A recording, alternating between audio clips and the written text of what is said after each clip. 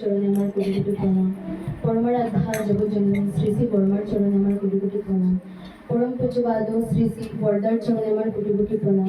পরম পূজ্যপাদ শ্রী শ্রী আচার্যদেবের চরণে আমার কোটি কোটি প্রণাম।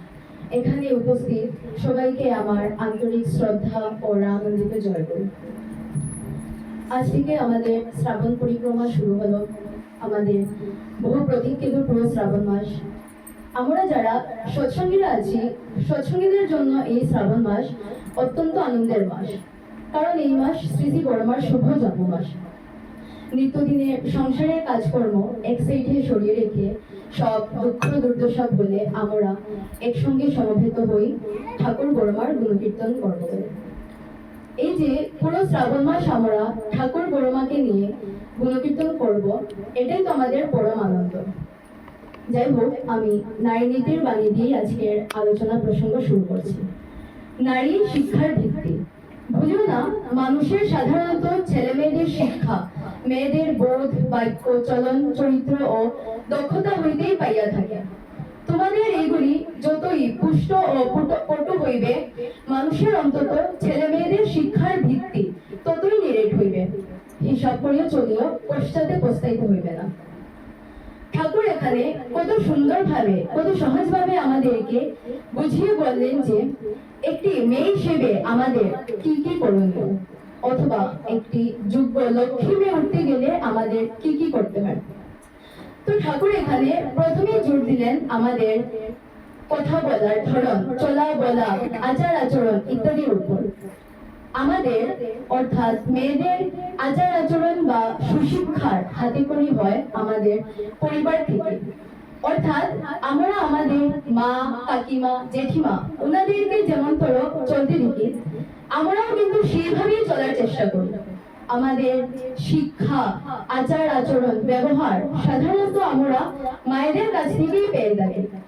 মায়েদের এসব গুণগুলি যত পুষ্ট ও পটু হইবে, আমাদের সেই শিক্ষা, ব্যবহার, আচার আচরণ সেই মায়েদের মতনই হবে। আমি শ্রী শ্রী বড়মার জীবনী সম্পর্কে সংক্ষেপে কিছু বলার চেষ্টা করছি। শ্রাবণী প্রভাতে ধরাধামে এসেছিলেন বৈকুণ্ঠবাসিনী শ্রী শ্রী বড়মা। দিনটি ছিল 1301 সালের 14ই শ্রাবণ, রবিবার, কৃষ্ণা দ্বাদশী তিথি। পরমারাধ্যা জগজ্জননী শ্রী শ্রী বড়মার এই শুভ আবির্ভাব হয়েছিল পাবনা জেলার গাড়াধো গ্রামে। ছোটবেলা থেকেই তিনি রূপে গুণে ছিলেন অতুলনীয়। আত্মীয়রা নাম রেখেছিলেন সুরসী বালা। স্ফটিকের মতো স্বচ্ছ ছিলেন বলে সবাই আদর করে ডাকত ফটকি। সেদিন যেন পৃথিবীর সমস্ত নৈসর্গিক সৌন্দর্যের পরিপূর্ণতা উক্ত গ্রামে। আনন্দে উলুধ্বনি, শঙ্খধ্বনি বাজছে, গাছে বনে সবুজের আবরণ। 1313 সালের 27 শ্রাবণ শ্রী শ্রী ঠাকুরের সহিত শ্রী শ্রী বড়মার শুভ বিবাহ হয়। বধূ হিসেবে খুব কম বয়সী শ্রী শ্রী বড়মা ঠাকুরের সংসারে প্রবেশ করেছিলেন। ঠাকুরকে সেবা করা, তাকে সুস্থ রাখা, তাকে তৃপ্ত করাই হলো শ্রী শ্রী বড়মার ব্রত। কি করে আদর্শ স্ত্রী, আদর্শ গৃহিণী, আদর্শ মা হতে হয়, তারই দৃষ্টান্ত তিনি রেখে গেছেন তার আলোক সামান্য জীবনীতে। মাত্র 11 বছর বয়সে বিয়ে হবার পরে শ্বশুর বাড়িতে বহু প্রতিকূলতার সম্মুখীন হতে হয়েছিল শ্রী শ্রী বড়মাকে। শ্রী শ্রী ঠাকুরের কর্তামা কৃষ্ণ সুন্দরী দেবী অনেক সময় বিনা দোষেই লাঞ্ছনা গঞ্জনা দিতেন শ্রী শ্রী বড়মাকে। ইষ্টনিষ্ঠা, প্রীতি সংবেগ, পরিবেশের প্রতি, প্রত্যেকটি সত্তার প্রতি অপরিসীম জীবন্ত প্রতিমূর্তি ছিলেন শ্রী শ্রী বড়মা। একবার ঠাকুর শ্রী শ্রী বড়মাকে বলেছেন, বড় বউ, তোমার কানের মাকড়ি দুটো দেবে, একজনের ছেলে খুবই অসুস্থ, ওষুধ কেনার পয়সা নেই। শ্রী শ্রী বড়মা বিনা প্রশ্নে অতি সহজে কানের মাকড়ি দুটো খুলে দিলেন। মাতা মনমোহিনী দেবীর কানের মাকড়ি দুটোর বিষয়ে কিছু জানা ছিল না। একদিন তার হঠাৎ নজরে পড়ল যে শ্রী শ্রী বড়মার কানের মাকড়ি দুটো নেই। জিজ্ঞাসা করলেন, মাকড়ি দুটো কি করেছো বৌমা? শ্রী শ্রী বড়মা নিরুত্তর। শ্রী শ্রী বড়মা মাতা মনমোহিনী দেবী কিছুটা উত্তেজিত হয়ে বললেন, হয়তো হারিয়েছে, নয়তো বাপের বাড়ি রেখে এসেছে, আর কি হবে।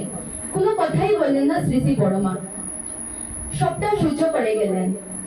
শ্রী শ্রী বড়মা তিনি তো সর্বংসহা, এই তো সতী সাধ্বী প্রতিপ্রাণা নারীর আসল স্বরূপ। কে এই প্রতিপ্রাণা সতী নারী? তিনি হলেন আমাদের পরম প্রেমময় শ্রী শ্রী ঠাকুর অনুকূল চন্দ্রের অর্ধাঙ্গিনী পরমারাধ্যা জগৎজননী শ্রী শ্রী বড়মা। শ্রী শ্রী ঠাকুর বলেছেন, আপনাদের ঠাকুর যদি নারী দেহ নিয়ে জন্মাতো তাহলে তার যে রূপ হতো বড় বউ তাই। কথা প্রসঙ্গে শ্রী শ্রী বড়মা বলেন, তোমাদের সকলকে দেখার জন্য ঠাকুর আছেন, আমি ঠাকুরকে দেখার জন্য আমি ছাড়া আর কে আছে? শ্রী শ্রী বড়মা শ্রী শ্রী ঠাকুরের মহাপ্রয়াণের পর শ্রী শ্রী বড়মার সব কাজ যে ফুরিয়ে গেল, সমস্ত স্বাদ আনন্দ হাসি আলো সবকিছু যেন চিরতরে নির্বাপিত হয়ে গেল দৃষ্টির সামনে থেকে। শ্রী শ্রী বড়দা অনেক চেষ্টায় জননীকে ভোগ গ্রহণ করতে সম্মত করতেন এবং নানা স্থানে বেড়াতে নিয়ে যেতেন, শুধু যেন প্রতীক্ষা করতেন পরমধামে মহাপ্রয়াণের সেই চরম ক্ষণটির জন্য। 1378 সালের 26শে বৈশাখ বুদ্ধ পূর্ণিমার দিন বেলা 10টায় পুরুষোত্তম লীলাসঙ্গিনী লক্ষ্মীমাতা শ্রী শ্রী বড়মা মর্তলীলার পরমধামে শ্রী শ্রী ঠাকুরের কাছে যাত্রা করলেন। শ্রী শ্রী বড়মার কথা কি বলবো, বিচিত্র সুন্দর নানাভাবে সাজানো এই পুণ্যময় জীবনের পরিচয় অল্প কথায় দেওয়া সম্ভব নয়।